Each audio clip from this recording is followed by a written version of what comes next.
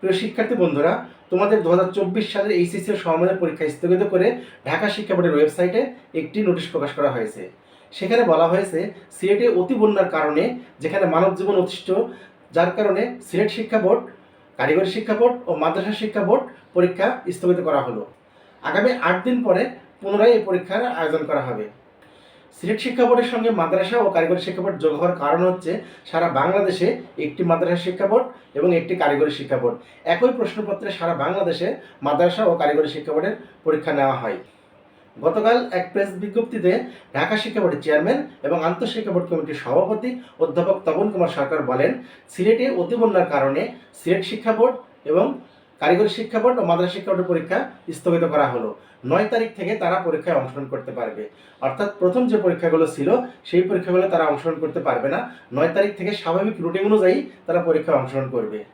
তিনি আরও বলেন, এবার সারা বাংলাদেশ থেকে 11টি শিক্ষা বোর্ডের অধীনে প্রায় 14,50,000 শিক্ষার্থী এইচএসসি পরীক্ষায় অংশগ্রহণ করবে, যার মধ্যে সিলেট শিক্ষা বোর্ডেই লক্ষাধিক শিক্ষার্থী পরীক্ষায় অংশগ্রহণ করার কথা ছিল, কিন্তু সিলেটে অতিমাত্রায় বন্যার কারণে এই পরীক্ষাটা স্থগিত করা হয়েছে।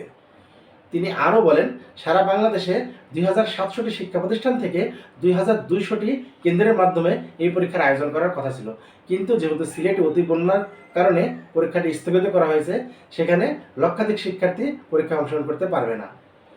এদিকে বাংলাদেশের উত্তরের বিভাগ রংপুরেও ব্যাপক হারে বন্যার দেখা দিয়েছে। লালমনিরহাট, গাইবান্ধা এবং কুড়িগ্রামে ব্যাপক হারে বন্যার দেখা দিয়েছে, যার কারণে শিক্ষার্থীরা এবং অভিভাবকেরা চাচ্ছে সমগ্র পরীক্ষাটাই যেন পিছিয়ে আয়োজন করা হয়। 1 মাস বা তারও বেশি সময় পরে যেন এইচএসসি পরীক্ষার আয়োজন করা হয়।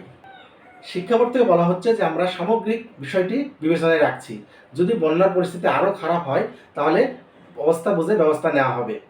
তো প্রিয় শিক্ষার্থী বন্ধুরা, যেহেতু এখন পর্যন্ত তোমাদের 30শে জুন পরীক্ষা শুরু হবে, তোমরা সেইভাবে প্রস্তুতি নাও, সেইভাবে পড়াশোনা করো, ভালোভাবে পরীক্ষা দাও, এই প্রত্যাশা করে আজকে এখানে শেষ করছি। ভিডিওটি দেখার জন্য ধন্যবাদ।